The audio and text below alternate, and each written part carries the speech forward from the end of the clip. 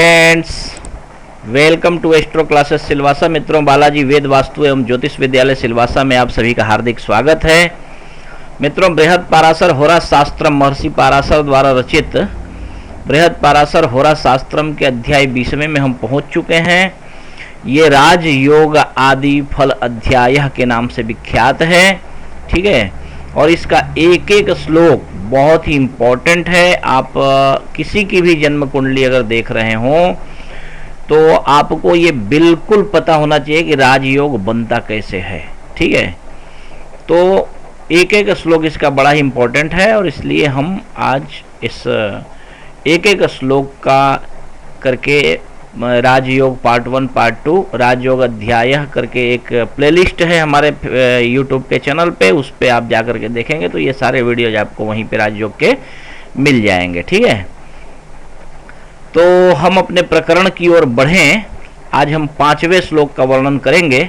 उससे पहले बता दें, please like my astro classes official page Facebook page, और ट्विटर पे हमें फॉलो करें, यूट्यूब के चैनल को सब्सक्राइब करें एंड 8690522211 ये मेरा नंबर इंक्वायरी के लिए है। ये नंबर व्हाट्सएप पे भी है, व्हाट्सएप पे ग्रुप है, उसके साथ जुड़ने के लिए, एस्ट्रो क्लासेस के ग्रुप के साथ जुड़ने के लिए ऐड योर ग्रुप, अपना नाम पता लिख करके व्हाट्सएप करें, हम आपको अपने ग्रुप में ऐड कर लेंगे। ठीक है, तो चलिए हम अपने प्रकरण की ओर बढ़ें, है ना, और 5वें श्लोक को देखते हैं, है ना। महर्षि पाराशर कहते हैं कि सुतेश कर्मेश सुखेश लग्न नाथा यथा धर्म अपसंयुताश्चित नृपोतमश्चे दिहवारणाढ़ स्वतेजसा व्याप्त दिगंतरालह।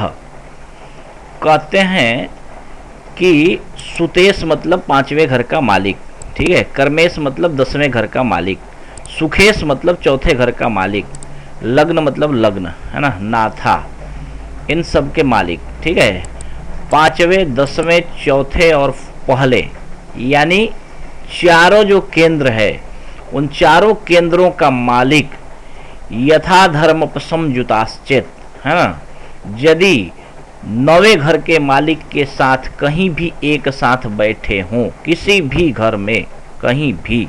ठीक है, क्या समझ गए? 5वें 10वें 4थे और पहले घर के मालिक यदि 9वें घर के मालिक के साथ कहीं भी किसी भी घर में एक साथ किसी की कुंडली में बैठे हों तो वह उत्तम श्रेणी का राजा होता है और अपने पराक्रम, अपने तेज से व्याप्त दिगंतरालह, दिगंतर में उसकी कीर्ति होती है और उसके तेज से लोग डरते हैं, दूर से ही हट जाते हैं, है ना। तो ये इतना प्रभावी योग है कि यदि आपके जन्म कुंडली में 1, 4, 7 और 10वें घर का मालिक अगर 5वें घर के मालिक के साथ, ठीक है, अब देखो ये जो है